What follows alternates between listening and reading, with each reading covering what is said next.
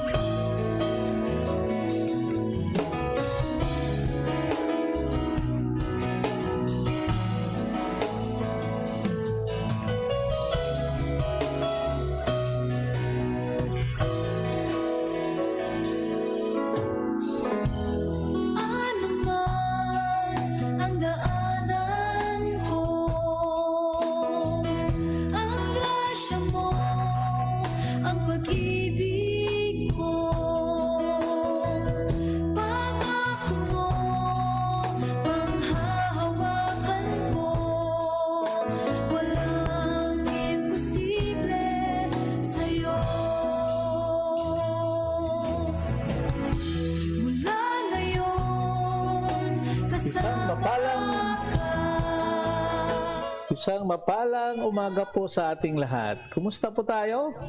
Araw po ngayon ng Huwebes. Biyernes na pala ngayon, no?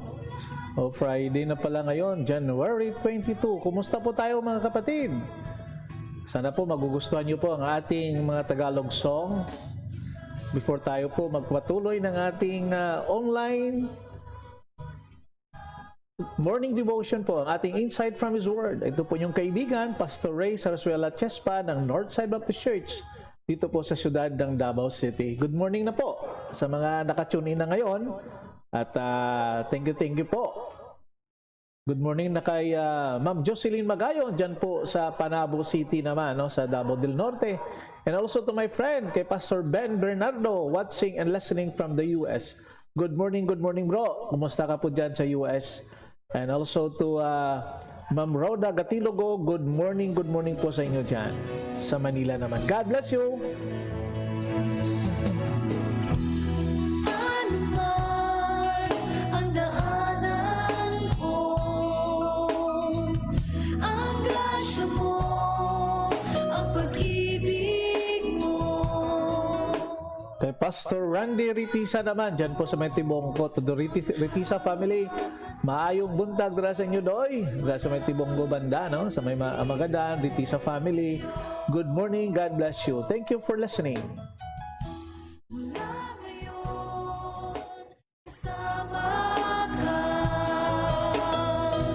di na muling mag-iisa. Lahat ng ay makakaya, basta Jesus kasama kita. Jesus, ikaw ang aking tagumpay.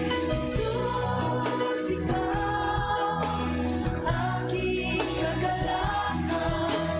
Jesus, ikaw ang hari ng aking buhay. Jesus, ikaw, Jesus, ikaw ang aking tagumpay. Jesus, aking kagalakan. Jesus, ikaw ang hari ng aking buhay. Jesus,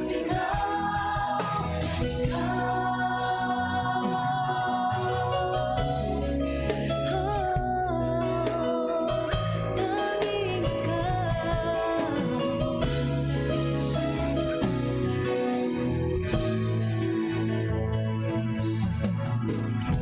mula ngayon, kasama ka, di na muling mag-iisa. Lahat ng ay makakaya, basta Jesus kasama ka.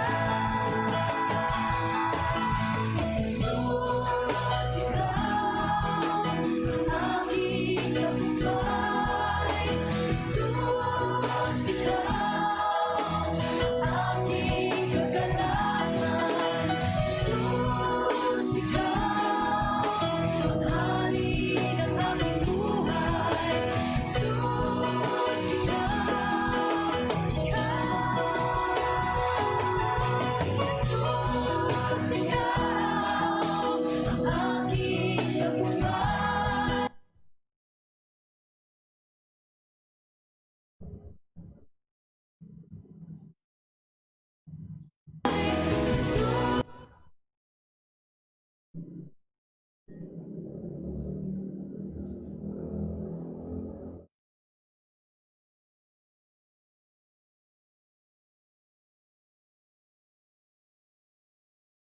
If you work in a team, you should be using Monday.com. It's a platform to manage any team and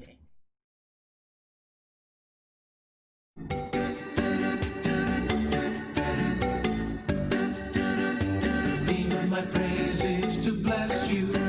The theme of my my praise is to bless you, Lord. The theme of my praise is to bless you all of the rest of my days.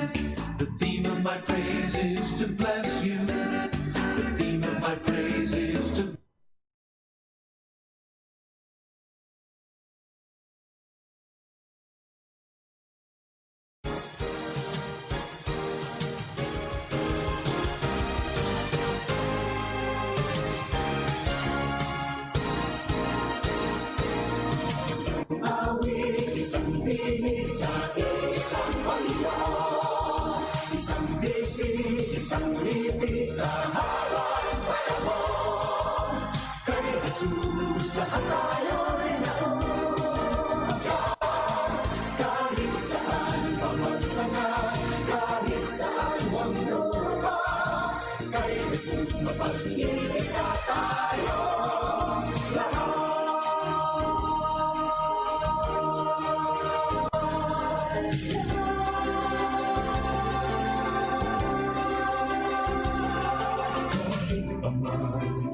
ibang dalangin, dinirinig ng iisang Diyos natin.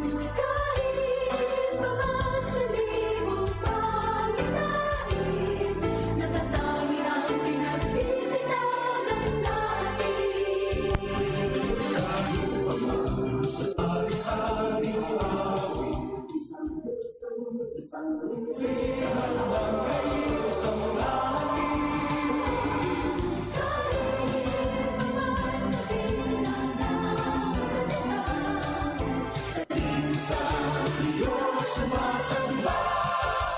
Papuri singing na po tayo ngayon. Papuri song po ito ngayon.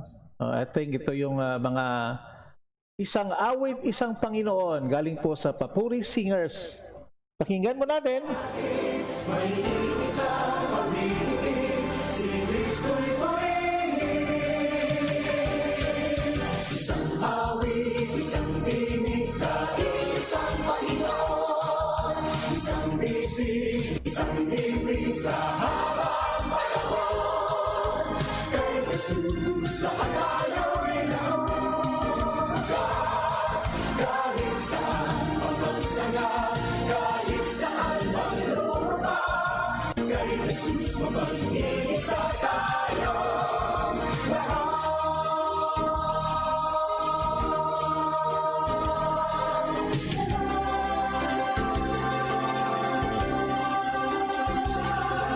Kahit paman iba't ibang dalangin, dinirinig ng isang Diyos natin.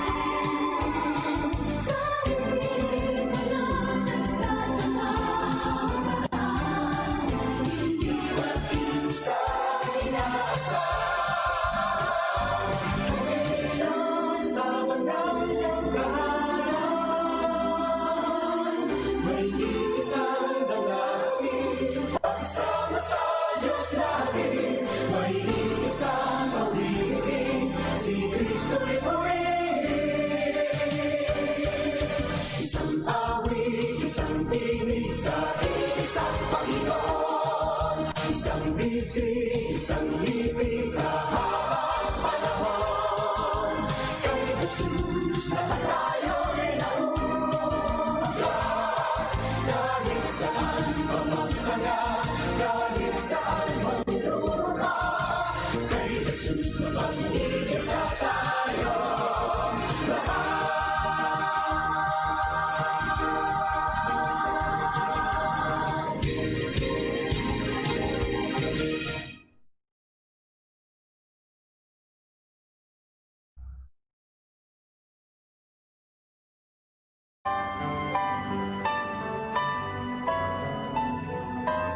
Sapagkat ang Diyos ay pag-ibig. Papuri singer po tayo ngayon sa umagang ito. Magandang umaga po sa inyong lahat.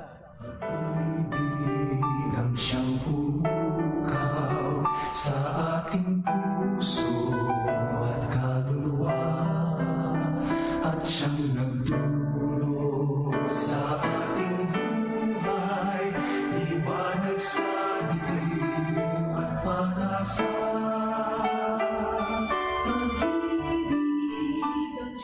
last song po natin ito para pupunta na po tayo sa ating morning devotion po sa umagang ito. Paman sa puso't diwa, tayo'y isa lamang, kahit na tayo ay magkawalan. Pagkat ang Diyos natin, Diyos ng pag-ibig, magmahalan tayo't magtulungan. At kung tayo'y bigo, ay huwag limutin na may Diyos tayong nagmamahal.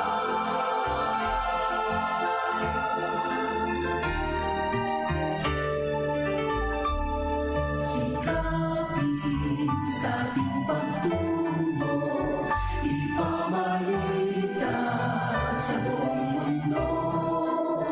Pag-ibig ng Diyos na siyang sumakop sa bawat pusong buhaw sa pagsuyo.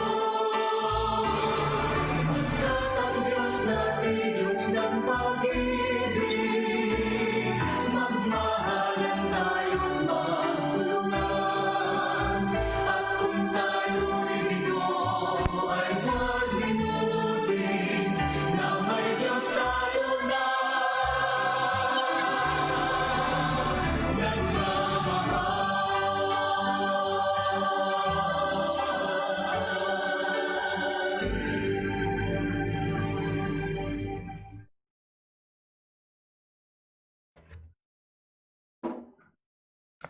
Magandang umaga po sa ating lahat. Kumusta po tayo sa araw ng Biyernes? Thank God it's Friday. At dito na po tayo sa huling yugto ng linggong ito. At papasok na po tayo sa katapusan ng linggo ng January. Wow! Parang kailan lang tayo nagsimula ng New Year. Ngayon po, malapit na po matapos ang January, and then February is coming at Valentine's Day na po sa lahat. Kumusta po tayo sa araw na ito? Sana po, maganda ang ating gising, maganda ang ating tulog habang umiinom kayo ng inyong kape dyan. Ako, hindi pa ako umiinom ng aking kape kasi medyo mainit pa itong coffee ko, itong pinaglalagyan ko na binigay sa akin ng aking BMW. Okay, awit pa lang, blessed na ako, Pastor. Praise God for that, no?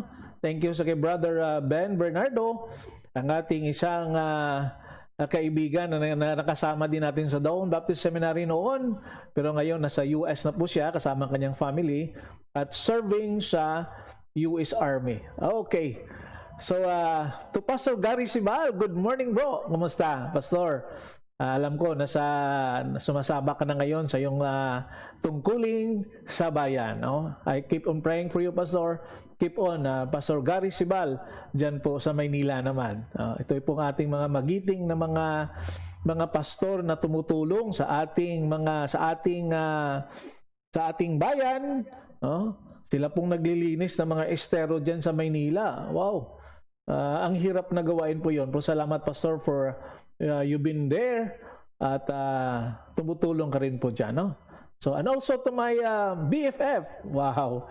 Ang aking BFF. Gumusta? No? Sa kay Sister Emma Kabangding. Good morning po sa inyo dyan. No? At hoping and praying na okay kayo dyan. At regards po sa ating mga kapatiran po dyan. No? Jay Loacan Baptist Church kay Pastor Huyo and family, Kawaon family, Tubal family, sino pa ba? At ang iba-iba pa dyan, no? Sila ni Ate Nem, saka si Kuya Julius. Good morning po sa inyo dyan, no? Lahat-lahat po dyan ng mga kapatid natin dyan sa Loacan Baptist Church. I think si Pastor Bernardo dyan nag-intern ata sa Loacan, no? Pastor Ben, are you sa ano ka ba nag-intern noon sa Loacan Baptist Church? No?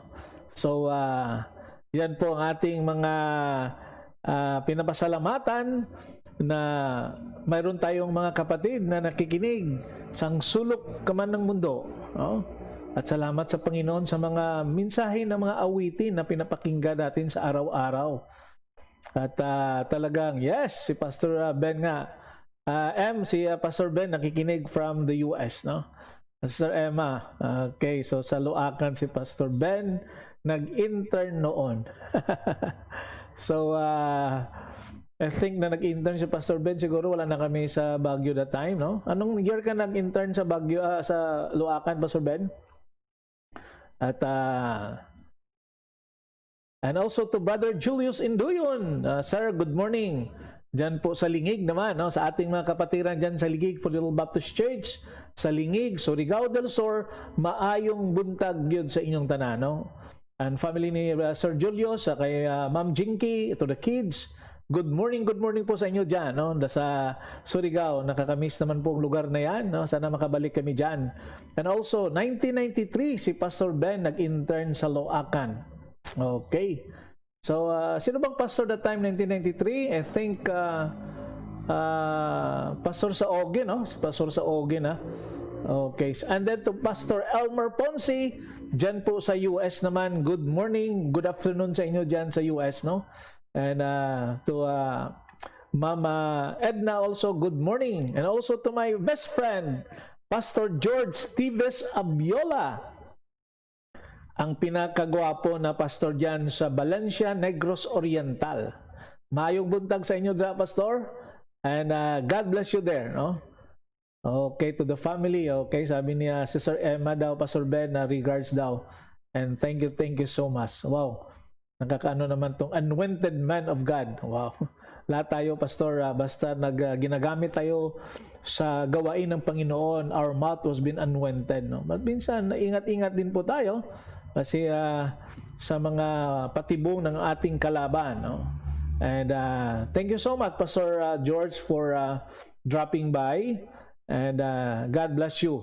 Okay. So, ito nga pinupusuan ko, ito na po yung mga nag-greet ko na mga viewers natin, no, na pinupusuan ko po ngayon. Okay. So, isang paalala po sa atin, na ang Diyos po ay seryoso sa ating relationship sa Kanya. Kaya maging seryoso na po tayo. At alam ko po kagabi, talagang malakas ang lindol dito sa Mindanao. I think Negros, Davao Occidental ang ang target, ang end. At sabi ko nga, ang iba nag-post sa social media na linog, lindol. Kaya ang post ko naman, God has something for us. May pinapahiwatig ang Panginoon sa atin sa umaga.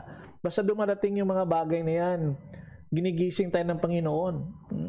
And also to Grace Baldosa Amatorio Notarte, maayong buntag dira sa inyo sa Bindoy, Negros Oriental naman. So maayong buntag dira sa inyo sa Grace, sa kaya Brother Ferdinand and the kids.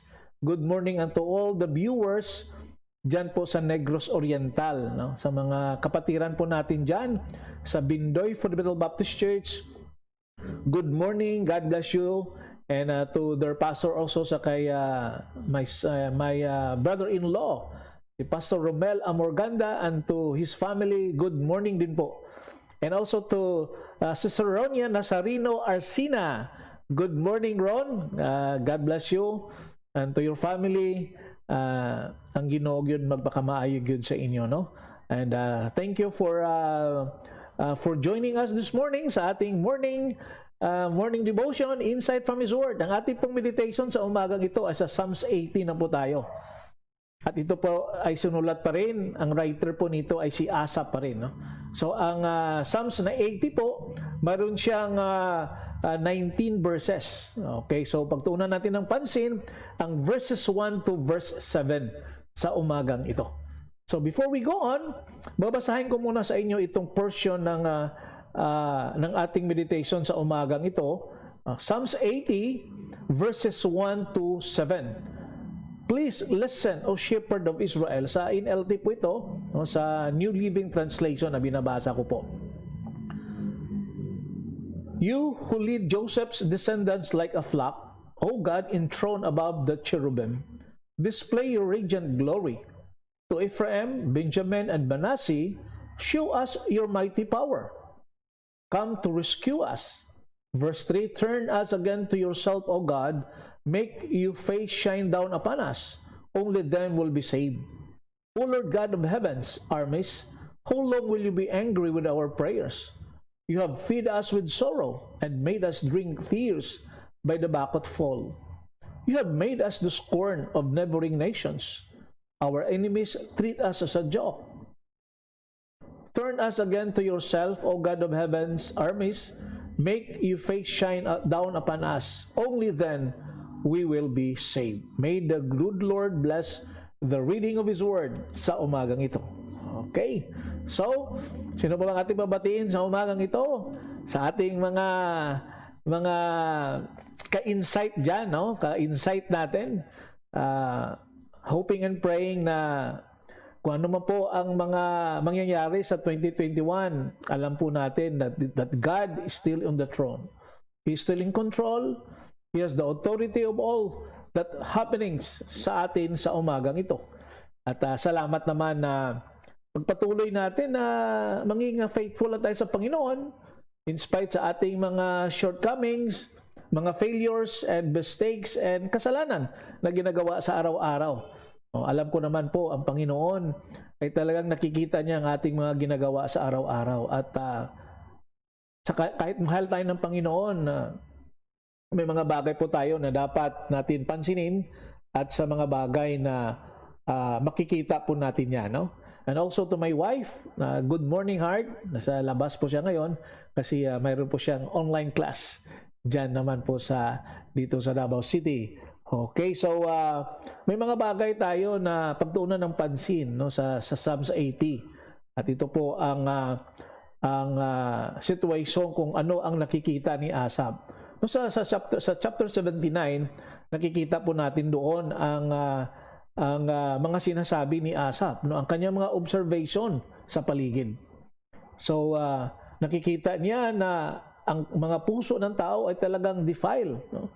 At nakikita niya ang mga patay sa espiritu. Yan. At ang mga blasphemous na mga ginagawa ng tao.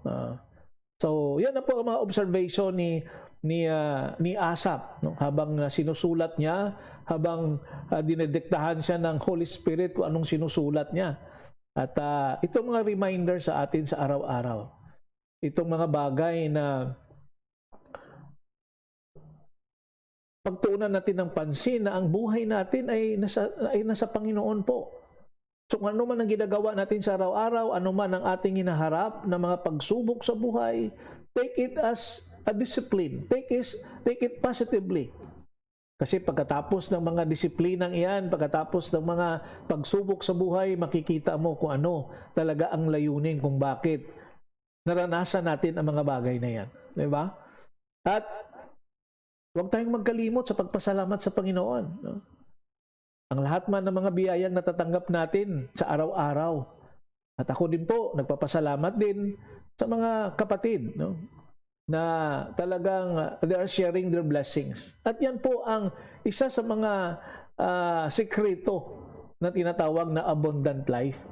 You know how to share your blessing. Yan. Aside from sharing the gospel to the lost one, do not forget to share your blessing, no? Sa mga taong alam mo kung sino ang dapat mo sharean po nun. Okay? Good morning also to my Maninoy, to Engineer Felix Oxinia Jr. and to Maninay Luz.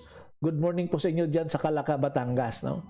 At before tayo magpatuloy, mag-pray muna po tayo. Lord, salamat sa umagang ito. Thank you that you are there, listening to our begging, to our request, and to our prayers.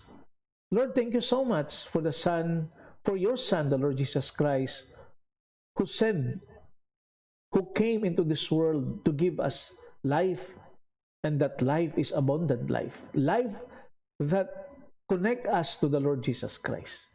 Lord, forgive us from our sins. Lord, forgive us from our failures and mistakes. Lord, forgive us from our shortcomings. Lord, forgive us the way we think, the words that come out from our mouth. Lord, I know that it could not please you. You cannot use us if we have that kind of attitude. Lord, patawarin mo po kami. Lord, I've been praying for Brother Gary Sibal. I pray, Lord, sa kanyang mga kasamahan, sa kanilang trabaho sa araw-araw. Alam ko po Lord, mahirap, mainit, mabaho. Pero Lord, salamat sa kaniyang puso na gusto siyang tumulong. Hindi lamang siya isang pastor, but isang kawani na tumutulong sa gawain ng gobyerno namin, Panginoon. So Lord, give them strength to do their activities every day. At sa mga masasamang tao, Panginoon, ingatan mo rin po siya. I pray, Lord, for his family also. At the church, ang mga kapatid din po sa church. I pray also for Brother Ben Bernardo, Panginoon, na nasa States din po siya. Naglilingkod sa bilang isang kawal ng United States. At salamat sa kanyang buhay. At continue to bless him, Lord, kasama ang kanyang pamilya. I pray also, Lord, for Pastor Ponce doon po sa States. Continue to give him wisdom, Lord, kung ano ang kanyang mga desires sa kanyang puso, Panginoon, to share the gospel, to help people, to help especially the pastors and missionaries, and to also to Ate Edna also. I pray, Lord, for them, his family, the ministry, Panginoon, that ang wonderful life, to Zoom ministry na nasimulaan, Panginoon, sana po ito, Lord, tuloy-tuloy na ito. I also pray for Magayon family, continue to bless them, Lord. And I pray also, Lord, for Nazareno family, si Ronia, si Nicel. I pray, Lord, for them. Kanya-kanya na silang pamilya, Panginoon. Ingatan mo po sila at bless them, Lord. I pray also for the Duterte family doon po sa Bindoy. Continue to be with them, Lord, to provide their needs. Also for Pastor Abiola, doon po din sa Valencia, sa Negros Oriental, Panginoon. I pray for the ministry na you entrusted to him and to his family also. I pray also, Lord, for yung Maninoy, Engineer Felix Oxinia and his family, si Maninay, doon po sa Kalaka. I continue to give them good health and protect them, Lord, at wisdom sa kanyang araw-araw na ginagawa. I pray also, Lord, for the Ritisa family. Continue to bless them, Lord. Kung saan man sila dalhin or gagawa ng mga bagay sa ministry, Panginoon, lead them, Lord, to the right place, to the right path, and bless his family, Lord, si Charlene and the kids, Magadan family also. I pray also, Lord, for Roslyn Bagi. Continue to be with her and his family, with her family. Continue to sustain her, Lord. Brother Rafael, si Nelson, Panginoon, I'll be also praying for him. Continue to sustain him, Lord. Ingatan mo siya, Lord. I pray also for Sister Sally, doon po sa Canada, and his two kids, two boys, Panginoon. Ingatan mo sila, Panginoon. Naka-lockdown po sila ngayon doon, but I pray, Lord, for safekeeping para sa kanila. I pray also, Lord, for Sharon Gavion doon po sa Nevada. Mayroon siyang nagnanam ang kanyang thumb. I pray, Lord, for her. Gamitin mo mga doktor at kanyang mga tinitake na gamot. I pray also, Lord, for Brother Tutong Delcano, Panginoon, na nagtatrabaho sa barko, Panginoon. Ingatan mo rin po siya sa araw-araw niya na ginagawa, malayo sa kanyang family doon sa Kirayan. I pray, Lord, for her family, for his family. I pray, Lord, for his sister, Panginoon, na mayroong cancer. Alam ko, Lord, na ikaw lang po ang makapagaling niyan. Si Sister Rhoda Gatilogo, Lord, Velasco, I pray, Lord, for her also and her family. Ingatan mo rin siya, Panginoon. At lahat po nakikinig sa aming program, Insight from His Word, Lord, bless them. Continue to sustain them, Lord. Alam ko, Lord, na ikaw ang Diyos na pinanggalingan ng kaalaman namin. Ikaw ang Diyos na pinanggalingan ng aming kapangyarihan at kakayanan sa paggawa ng mga bagay para ma-please namin ang iyong pangalan, Panginoon. Lord, tulungan mo po kami sa aming mga kahinaan sa buhay, sa aming ginagawa sa araw-araw. Lord, lead us to the path that will lead us to glorify your name. I pray, Lord, for our government, our president, down to the barangays. I pray also, Lord, for our frontliners. Lord, be with them. Ang aming mga sundalo, ang aming mga police, at mga nurses, at mga sa medical. I pray, Lord, for them. Lord, nakita mo aming situation. Lord, help us to have patience sa mga hinahaing namin. Dinadasal namin na makamtan sa buhay, Panginoon. I pray, Lord, for us, my family, my children. I pray for Mats and Jem and their two kids, si Ate Pibo sa Kasinais, ang kanilang mga mihitiin sa buhay, Panginoon. At sana po ito nakaayon, nakareconcile sa mga plano mo para sa kanila. I pray also for Casey. I pray, Lord, for her. Continue to have patience and sa kanyang ginagawa sa araw-araw, Panginoon, sa paghihintay ng kanyang appointment, sa kanyang job description galing sa DepEd, Panginoon. Also to our adding, si Karen sa kanyang pag-aaral through online. I pray also, Lord, for Northside Baptist Church people, continue to be with them sa trabaho, sa mga pag-aaral at mga pangailangan, Panginoon. I pray, Lord, for our project namin, Panginoon, na ma-fulfill namin through your help sa buwan na ito. Also to my wife, sa kanyang klase, sa araw-araw, at ang Little Lamb Schoolhouse, I pray also, Lord, for them, Ma'am Directo as principal at ang mga faculty and staff. Lord, I pray for them, ng mga parents, Panginoon. Oh Lord, have mercy on us. Salamat, Lord. Salamat na binibigyan mo kami ng isang mitihiin na papapurihan namin ang iyong pangalan. Oh Lord, I pray for Pastor Notarte. Take good care of him. Pastor Garubilio. Take good care also for him. At ang asawa ni Sister Luisa, si Florence. I pray, Lord, for her, for him. Alam ko, Lord, may mga layunin ikaw, may mga gusto kang iparating sa pamilyang ito. I pray, Lord, that we should trust them more. Pero so, Lord, sa mga pastors dito po sa aming region, ingatan mo rin po sila. I pray also, Lord, for the Induyan family, si Brother Julius and Sister Jenky, Panginoon. I pray, Lord, for their family. I pray, Lord, for their children, si Jen, na nagtatrabaho bilang nurse doon po sa Butuan. Kanilang mga ginagawa sa araw-araw. I pray, Lord, for them. Sir Julio sa kanyang bilang in charge sa mga clinic ng Lingig, Lord, I pray, Lord, for him. And also, Lord, ang church sa Lingig, Funeral Baptist Church, I continue to pray for them. Na maging mainit ang kanilang lumago at mainit ang kanilang panampalataya sa iyo. Oh, Lord, be with them. So, Lord, salamat for blessing us. Salamat sa pag-provide ng mga pangailangan namin, Lord. So, Lord, we commit to you today. In Jesus' name we pray. Amen. Okay. God bless you, Pastor. Okay. And also to Pastor Beck Aurelio, dyan po sa Cornerstone Baptist Church sa Tagum City. Good morning. God bless you. And to all the brethren there, no? Ang Baluyo family, continue to salamat sa inyong pagpaminaw sa atong programa, ang atong Insight from His Word. Tuloy-tuloy na po tayo sa ating meditation sa Psalms 80 na po tayo. Sabi po sa verse number 3 sa King James Version, restore us, O God, cause your face to shine, and we shall be saved. So we could find this prayer 3 times sa book of Psalms chapter 8. Okay? So, Poblador family dyan po sa Mangagoy, good morning sa iyo, Brad. So, 3 beses natin makita na binabalik-balik ang itong prayer na ito. So, Christians ought to pray this every day. Restore us, O God. Because your face, it causes your face to shine, and we shall be saved. You know what? We certainly ought to pray this in times of afflictions. The people of Israel were going through the affliction of God. Maraming mga eksperyensya sa buhay.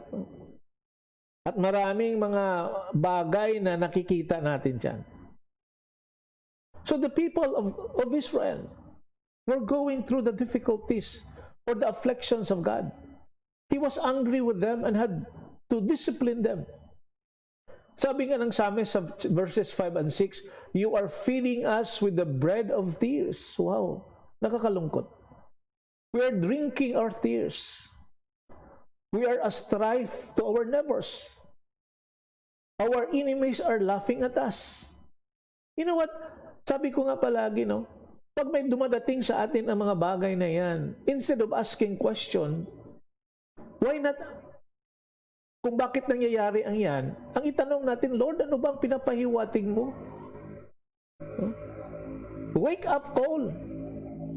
If we experience affliction in life, diba? So, the psalmist, Asaph, was writing, so ganito sabi niya, you are feeding us with the bread of tears. We are drinkers. We drink. Nakakalungkot, no? Habang tumutulo ang kanilang mga luha, yan ang naging pagkain, yan ang kanilang inumin. Asaph doesn't pray for the Lord to change his circumstances. Hindi po yun ang layunin at ang dasal ni Asaph, na mawala po yung mga trials in life, mga difficulties in life, crisis in life. But rather, he says, Lord, restore us. We have wandered away. We are not what we ought to be. Turn us right again. So see, makita mo, yan ang gusto ng Panginoon. God wants us the broken heart. Na mabroken po tayo para bumalik tayo sa Diyos. At maglambing tayo sa Panginoon. Alam mo ba, mahal tayo ng Diyos. He doesn't want us to be lost. He wants us to turn us right again. Balikan natin ang Diyos kung saan mo siya iniwan. Diba? So itong mga eksperyensya natin sa buhay natin, may pinaparating ang Panginoon po sa atin. At yan po sana dapat natin pansinin.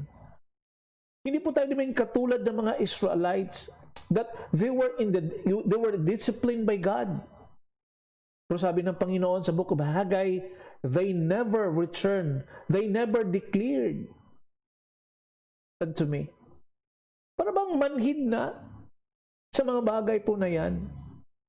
Kapatid, may pinaparating ang Panginoon sa atin.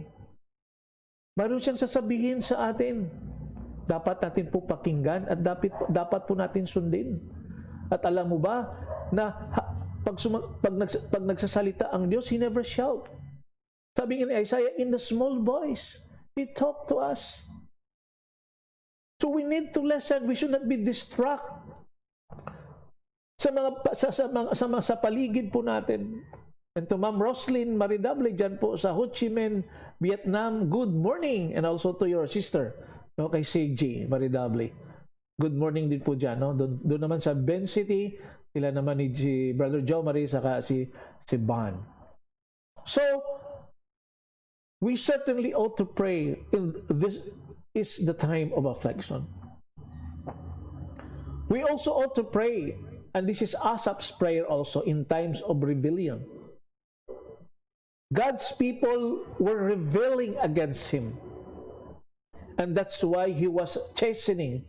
That is why they disciplined them. But you know what? In spite of their failures, in spite of their unbelief, God never changes. Sabi sa verse number 4, the psalmist prays, O Lord, God of hosts, how long will you will be angry against the prayer of your people? Diba? O Lord, God of hosts. Good morning to Pastor Joshua Aswala, isa sa mga insiders natin. Good morning.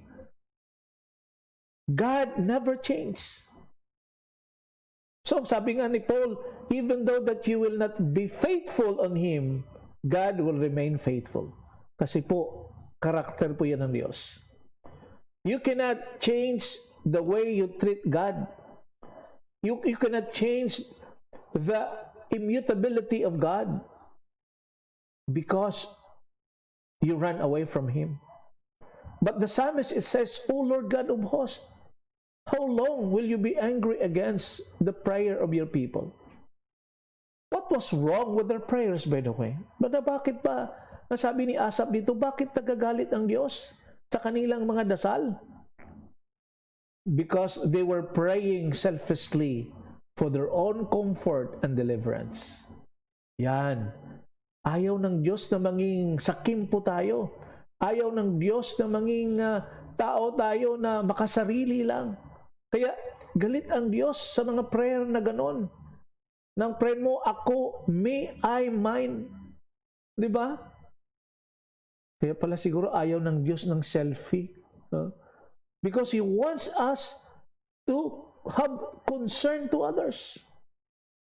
So that is why the prayers of the Israelite hate by the Lord. So hindi pala lahat na nagpre-pray tinatanggap ng Diyos. Kasi alam ng Diyos ang ating mga puso, nakikita niya po yun. No? So they weren't thinking about the glory of God. What they think is only themselves. Nakalimutan nila na pansinin at papurihan ang Diyos sa kanilang buhay. Ang sarili lang nila ang kanilang tinitingnan. But Asaph is very different sa kanyang dealing.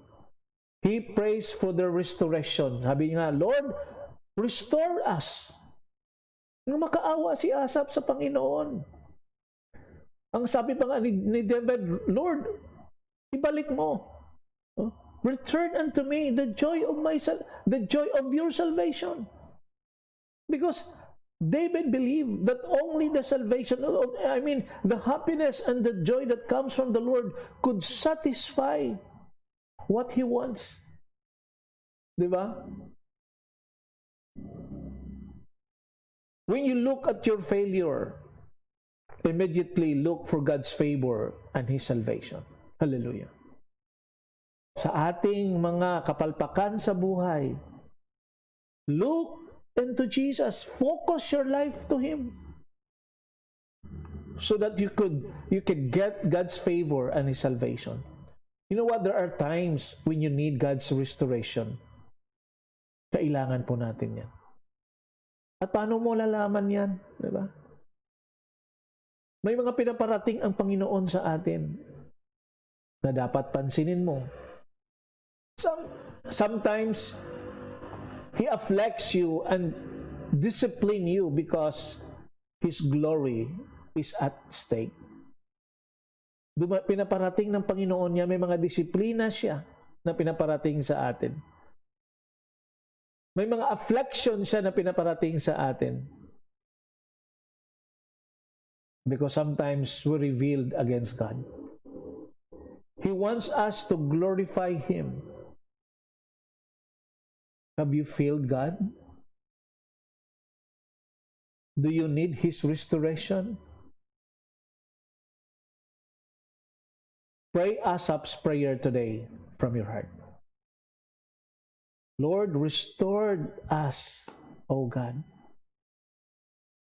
Cause your face to shine, and we shall be saved. What a prayer sa umagang ito.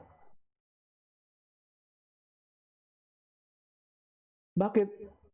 Sino ba ang nangailangan ng restoration? Di ba yung mga broken-hearted? Yung mga bagay na sira-sira na, dapat i-restore po yun. In our rebellious heart, God will not accept our prayers. God will not accept our prayers. He hates. Sabi nga ni Asaph, why you angry against the prayer of your people? Because the prayer, what they prayed sa Panginoon, they were praying selflessly for their own comfort and deliverance, not for God's glory.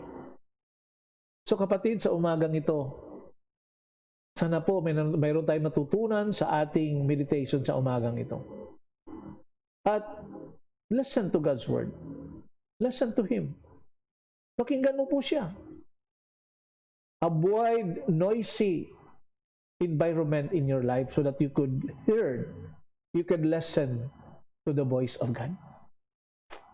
Let the words of my mouth and the meditation of my heart be acceptable in your sight.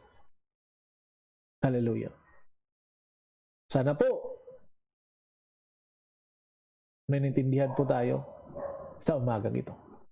Muli po, inyong itong kaibigan, si Pastor Ray Sarsuela Chespa ng Northside Baptist Church dito po sa siyudad ng Davao City.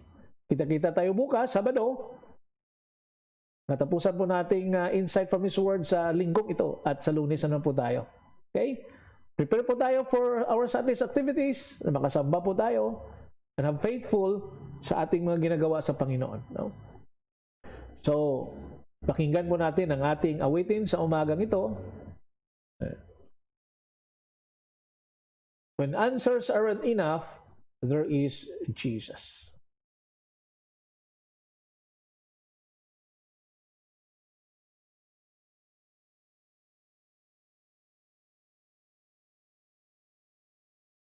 When answers aren't enough, He is there. Good morning to Kuya Bien Anatan dyan po sa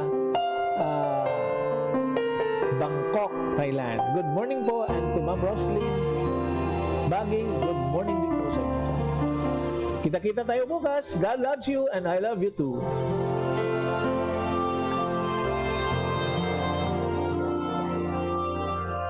You have faced the mountains of desperation. You have climbed, you have fought, you have won.